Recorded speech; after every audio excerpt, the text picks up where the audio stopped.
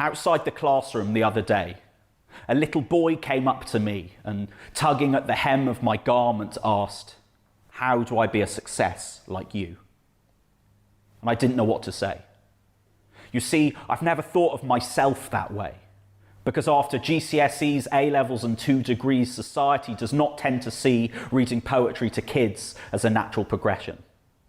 And sometimes it feels like I'm not listening in the lesson, like this isn't proper work or the kind of thing a man should be doing. My parents tell me that I'm better than that this isn't a proper job, that of course giving kids the joy of words is no bad thing, but to leave it to someone else and to go out there and be someone. Wear a suit, son. Commute, son. And of course, we read poems and books to you, son, but this was not an end in itself. At no point did we dream that one day you'd be doing such a thing for anyone other than your own kids. What are you? A glorified bloody babysitter?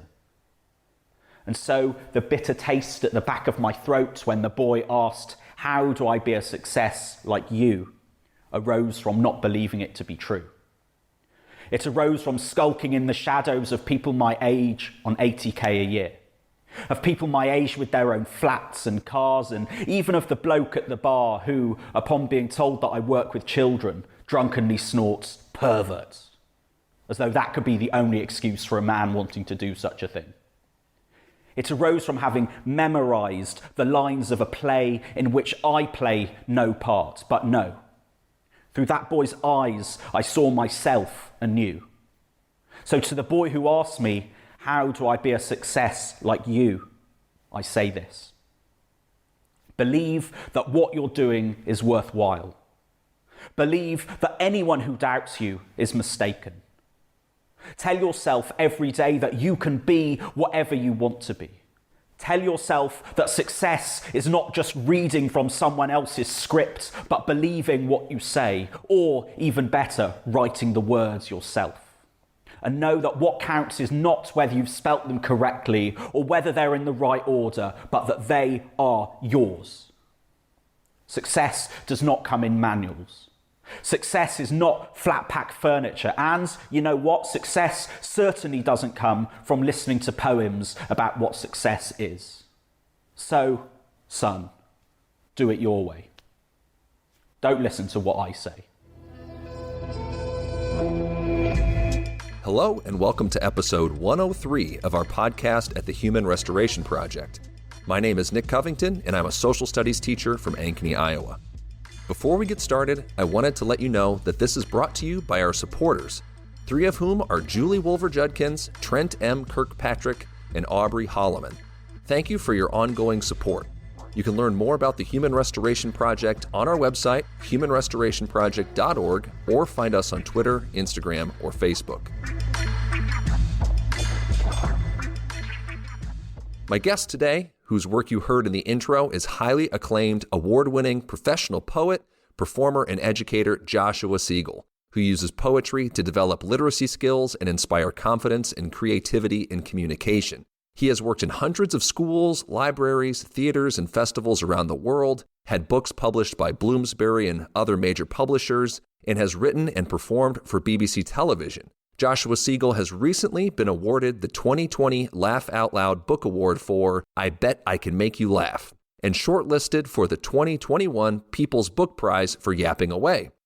In this episode, I talked to Joshua about his journey from academia to poetry, as well as his own experiences attending British schools and the perspective he has on them now as an adult. And of course, we get a bit of a poetry reading near the end. I should add that I recorded this at home with a very busy 3.5-year-old who you may hear throughout the episode. Thank you, Joshua, for being very gracious during an otherwise chaotic recording on my end. I hope you enjoy the episode.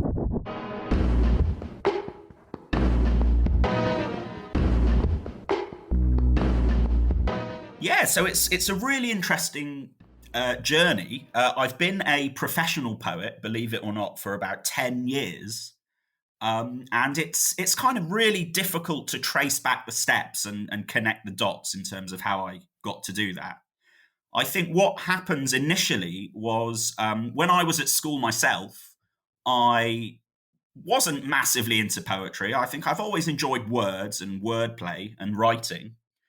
But I decided to go into academia initially. So I did a degree and then in philosophy, and then I did a postgraduate degree.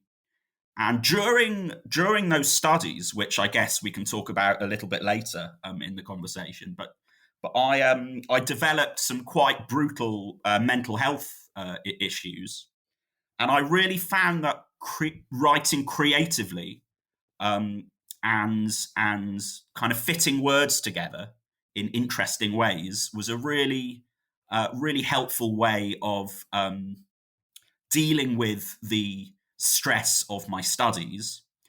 And then eventually I was just writing, for fun for myself. And one day, and this was when it was just after my postgraduate degree, when I loved writing and I discovered performance poetry as well. But I had no idea that it was even a possibility as a job.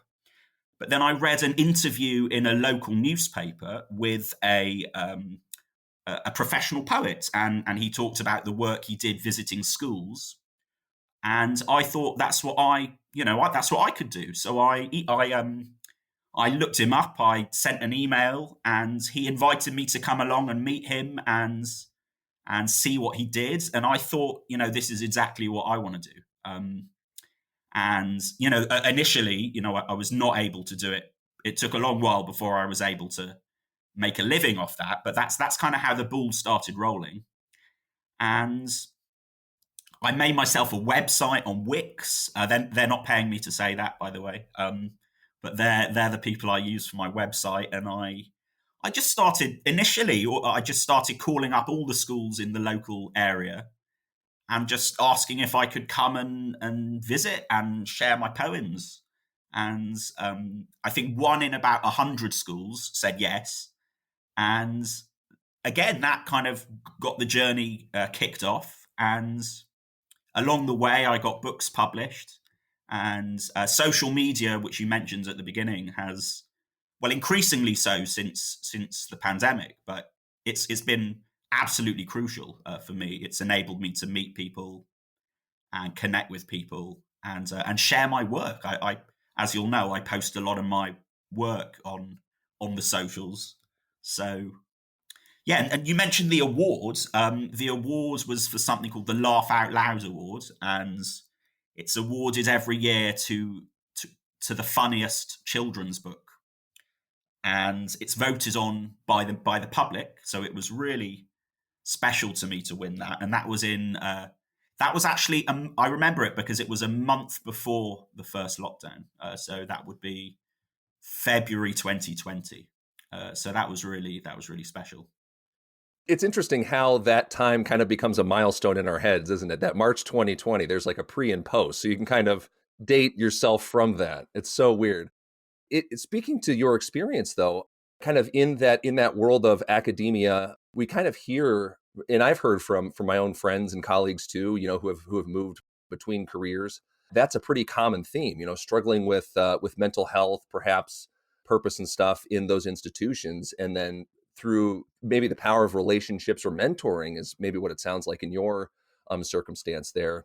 I'm kind of getting involved in what you perceive as being, this new, powerful, purposeful work. So I wonder then too, if so many of our interactions have been around those issues. We don't have to necessarily speak it to intelligence testing and all those other questions just yet, but I want to know just generally about, your experiences in the British education system, perhaps as a younger person before your secondary, collegiate, university level stuff, because I think through social media, we get such a narrow lens of what that looks like. So I'm really curious about your experiences with that. Yeah, well, you did briefly mention intelligence, and I think that has been a crucial facet of my mental health journey. My own schooling, my experience of the British system is not at all representative. So my parents actually paid for me to go to. We call them private schools. I think you call. I don't. Or so we say public schools, which means you've got to pay for them. But when you say public schools, that means it's free. Is that correct? Yep. Yeah. So basically, my parents paid for me to attend school, which is not, so I had a privileged, or what would be called a privileged education. And throughout my schooling,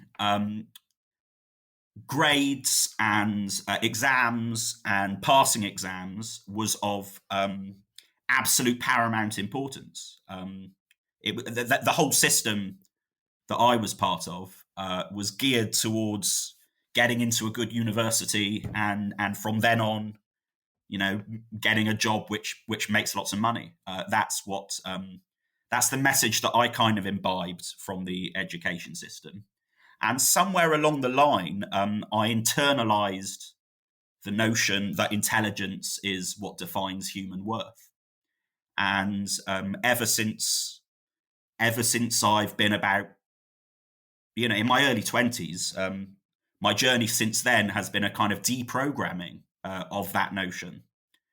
And I've learned a hell of a lot about, and as I've progressed on that journey, I've learned a lot more than the average non-specialist in intelligence testing and what intelligence is. And I don't know whether you want to go into that at all, but I've worked, and through the work I do, especially, I know that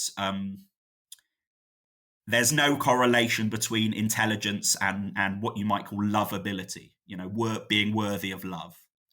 And that's been, I'm very, again, we don't need to go into this necessarily, but I'm very interested in psychoanalysis. So that might be a slightly, the idea of love and being worthy of love is quite a deep topic, shall we say. But yeah, my journey with the education system, when I was in education, that's what it was like. My role in education at the moment, it's fairly self-selective in the sense that the schools that invite a poet in are, by their very nature, schools that are amenable to having a poet in. So, they tend to have a fairly progressive bent to them. They tend to be schools who are willing to look at creativity and mental health. The schools that aren't interested in that, I don't have much experience of, other than through Twitter.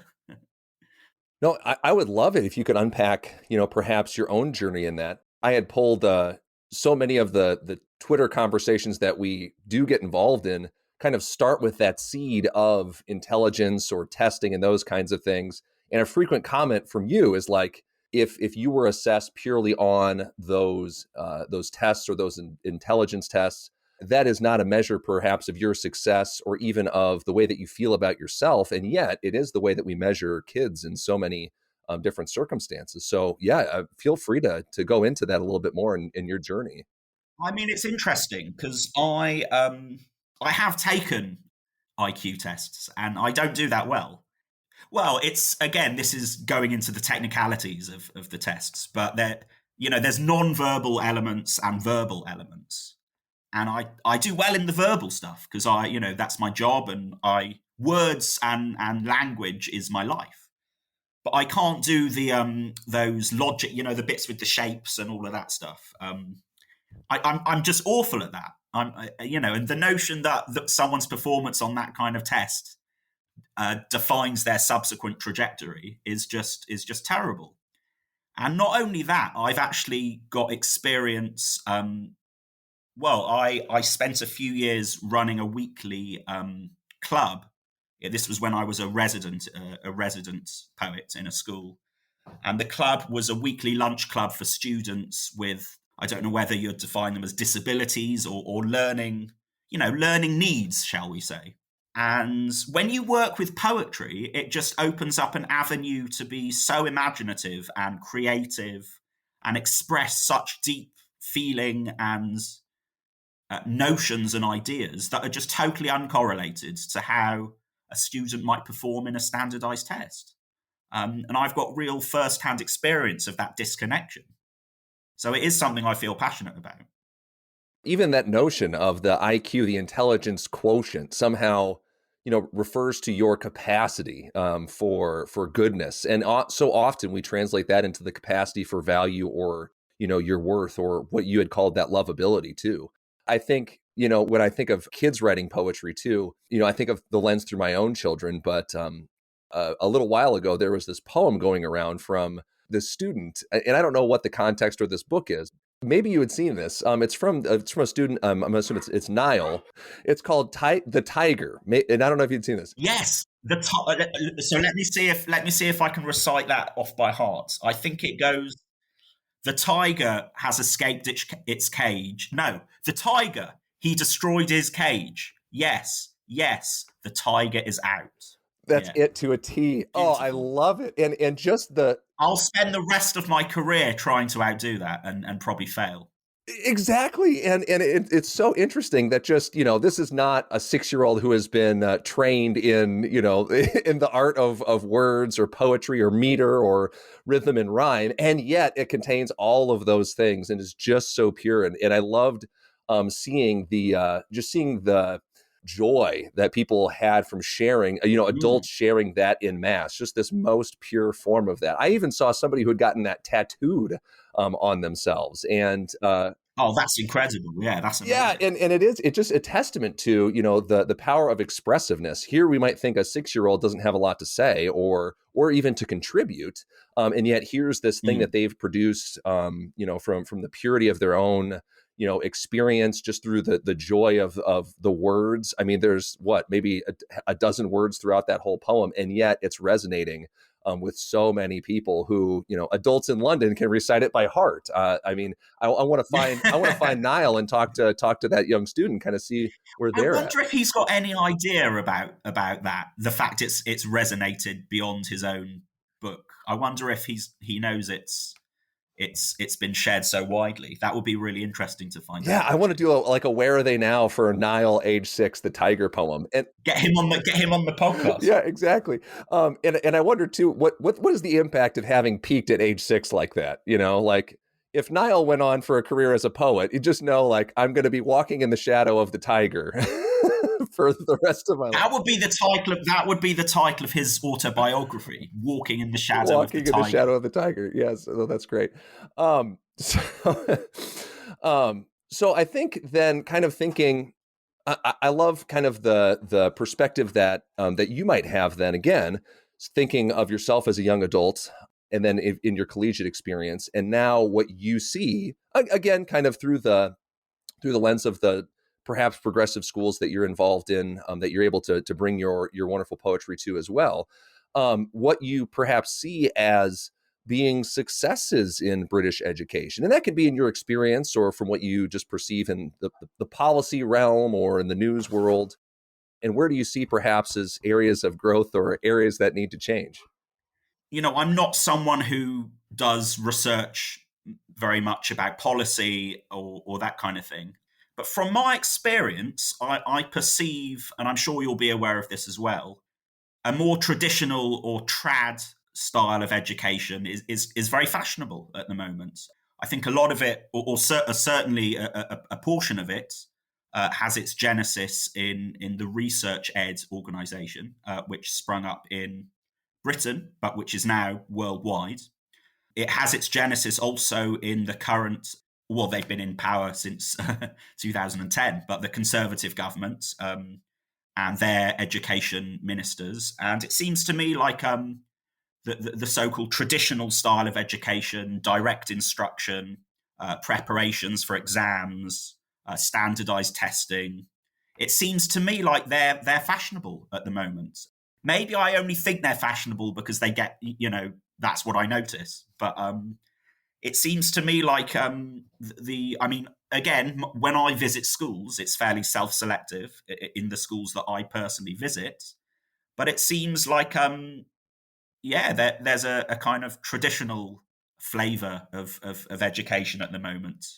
And from what I can see on social media, that seems to be fairly worldwide, not just Britain. But again, I'm not. Other people are far more qualified to answer that question than I would be. And it is such a curious thing. I think I think so much of how, pedagogy is like kind of a society holding up a mirror to itself and kind of reflecting its own values. So it's really curious, I think, that a lot of the genesis, as you said, of that traditionalist kind of movement is reflected in a movement that calls itself research ed, which sort of takes it out of the realm of social values and puts it in this realm of objective science, right? Because then it says what we're doing is not just a value-driven proposition. It's somehow rooted in, it's the science that classrooms have to look like direct instruction and have to look like this. Yeah, and I mean, as someone who calls themselves an artist, I should preface this by saying I'm not a qualified teacher, so maybe maybe the worth of my views on this are limited. But I see education as being as much an art as a science, if not more.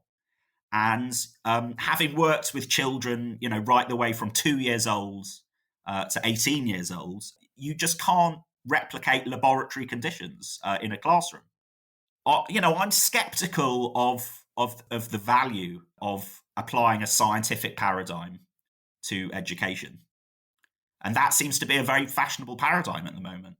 Since you've hedged yourself so much on the on speaking as authority on classrooms and education, I am really excited then for you to get to share, what your expertise then is in creating wonderful punny poetry. And I didn't know if you had picked a selection for our listeners and things, but I'd love it if you could lay some on us.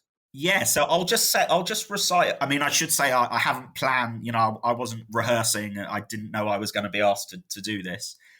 This is a poem which is from my first book, which is called I Don't Like Poetry. And it's written for people who don't like poetry and also for people who do like poetry. And it's based on a true story. It's something that happened to me when I was about 8 years old.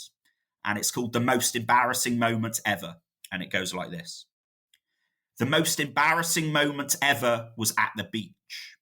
I ran up to my mum, wrapped my arms around her legs and cuddled her tight, screaming, "Mummy, Mummy!" But then I looked into the distance and I saw my mum and my dad and my sister, and they were pointing at me and laughing, and the lady I'd been cuddling started laughing too and said, "I think you've got the wrong lady, little boy." And I wanted the sea to wash over me like a little sandcastle, like a shallow rock pool, and I decided that I would never cuddle anyone again. There we go. And to this day, I have kept that promise. I haven't really kept the promise, but the rest of the poem is true. Oh, that's wonderful. Yeah, a life without cuddles from there thenceforth. That's great. Or at least without cuddles that I initiate. That's true. Are there any others that you've committed to memory that you wanna share? Yeah, I'll do a rhyming one because I firstly I love to rhyme. I love playing with words and playing with language. So I love rhyme, but I always say when I do workshops that poems do not have to rhyme, because if children, especially younger children, if they try and rhyme, then they'll spend the whole hour trying to rhyme a few words together, and it might not make much sense. So I'm very careful to share non-rhyming poems as well as rhyming poems. This is a short rhyming poem, again from my first book, I Don't Like Poetry, and it's called Warrior King, and it goes like this. I'm the warrior king of the garden. I'm a revolutionary with my gun and my axe and my telescope and my lookout in the tree. I'm the warrior king of the garden. I'm a soldier, a fighter, a winner. I don't take orders from anyone until mum calls me in for dinner. I love it because, the buildup is like you're going on this big adventure and then suddenly mom intervenes. Yeah, and I think one of my avenues into poetry was through comedy. I'm a huge aficionado of stand-up comedy. It's one of my favorite art forms to go and see. So a lot of my poems are jokes, effectively, with a punchline. Fairly lightweight punchline sometimes, but yeah, a lot of my poems do have that build up and then the reveal at the end. This maybe wasn't something that I'm thinking about it here just spontaneously, right? Imagine having a spontaneous thought. But my thought is, I don't know if your advice per se is for people to pursue your line of work in particular, only because, that's not how you came into this, the powerful kind of purpose-driven work that kind of aligns with the way that you see yourself and see the world. It's hard to maybe posit a one size fits all approach to that kind of thing. But I don't know. What do you say about people who maybe find themselves in your similar position that you were in, perhaps in academia or in stressful, unfulfilling work, and kind of say, okay, what kinds of things can I do to, help align myself with where I really see myself? Yeah, I mean, my situation is probably, I don't know how typical it would be of a general situation, but I've been lucky enough to have really supportive, stable family and people around me who give me love and support. I have for many years on and off had therapy, which has been hugely life saving, really. So I would say try and surround yourself with people who believe in you, because it's almost impossible to do it on your own. So that, and I'm really lucky and fortunate to be able to have those people. I would also say it's difficult I'm self-employed, and it's difficult because if I'm ill, I don't get paid.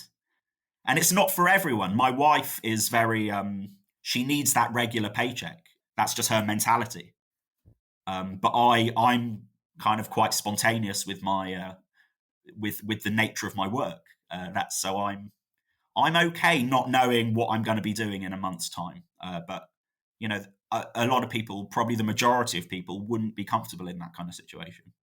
If you hear guitar noises, my son has found the guitars that we hang up, because I have the wall hangers for a couple of my acoustics. So he has found that now as his thing. So, I mean, it has just been chaotic on my end. But is there anything that you think I missed that you feel like is worth adding on to this that we didn't get a chance to talk about, or that I didn't think about? I think we met. I can't remember when it was, but it was on Twitter, and it was a few months before the start of the pandemic, I think, and it was actually a really crucial time for me, really, because I was getting really psychologically I don't know what the word is. Distressed is too strong, but dissatisfied, maybe. That doesn't. I was being ground down a bit by what I perceived to be the traditionalism in education. And then I can't remember how I happened upon you, but I was just opened up to a whole world of progressive education, which I didn't really know existed. So, people who don't view IQ testing as the be all and end all, people who don't necessarily have much respect for standardized tests, people who see beyond grades, people who value creativity. And so I guess you were kind of my gateway into encountering that whole community, and it's been really great. One quick thing. So I grew up kind of just playing a lot of music and being very musical. So we also have a nice little keyboard in the background. Oh, lovely. And so, yeah, perhaps you'll be able to hear those wonderful. We just have a basement. That's what this curtain is hiding, is a basement full of musical instruments and just playthings and stuff. So my son is just going from bass to guitar to keyboard and just making. I was in a band a long time ago. So, I was a bassist and singer in a punk band. Oh, that is the most, that is the least surprising thing I think I've ever heard from you. So that would be 15 years ago. And if anyone wants to check it out, the band were called Communication Problem, and we're on YouTube. So if you just look for me on YouTube, there are, I think, 2 songs which we recorded 15 years ago. I'll tell you, the irony of having an award-winning poet in a band called Communication Problem is not lost on me. Maybe that's that's British humor, I suppose. I'm thankful for you for sticking with me through the. This is the most chaotic recording experience of my entire life, so I'm a little bit proud.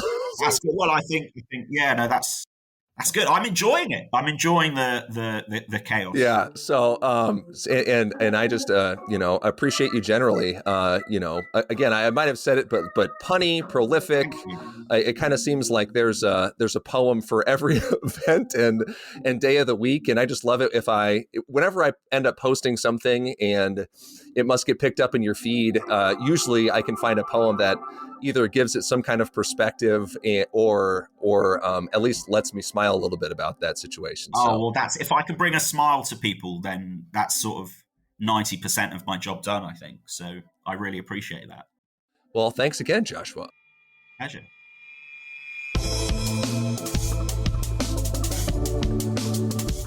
Thank you again for listening to Human Restoration Project's podcast. I hope this conversation leaves you inspired and ready to push the progressive envelope of education. You can learn more about progressive education, support our cause, and stay tuned to this podcast and other updates on our website at humanrestorationproject.org.